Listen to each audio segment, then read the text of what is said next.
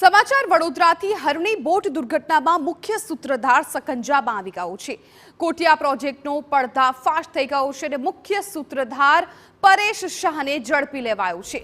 Halol Vadodara road પરથી એસઆઈટીએ ઝડપી પાડ્યો છે। વકીલે બળવા બસમાં વડોદરા આવી રહ્યો હતો ત્યારે પરેશ શાહની ધરપકડ કરી લેવામાં આવી છે। તો થોડા દિવસ પહેલા બનેલી વડોદરાની હરણી હોનારતની દુર્ઘટના કે જેમાં 14 લોકોના મોત થઈ ગયા। હવે જે કોન્ટ્રાક્ટ જેને આપવામાં આવ્યો હતો એનો મુખ્ય સૂત્રધાર પરેશ શાહ આખરે હવે ઝડપાઈ ગયો છે, એસઆઈટીના સકંજામાં આવી ગયો છે। હરણી બોટ દુર્ઘટનાનો આ મુખ્ય સૂત્રધાર છે।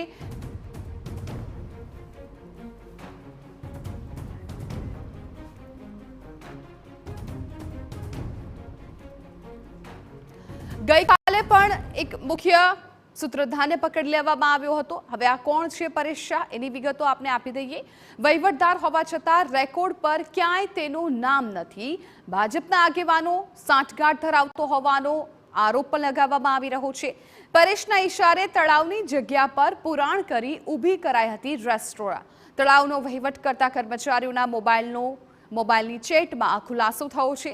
પરેશ શાહને અપાતો હતો રોજે રોજનો હિસાબ અને હવે આ પરેશ શાહ સકંજામાં આવી ગયો છે।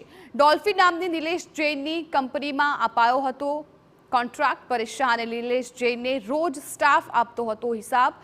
ટિકિટ વેચાણની માહિતી પણ પરેશ શાહને જ આપવામાં આવતી હતી। કોટિયા કંપનીનો પડદા પાછળનો હવે આ વહીવટદાર પોલીસ સકંજામાં।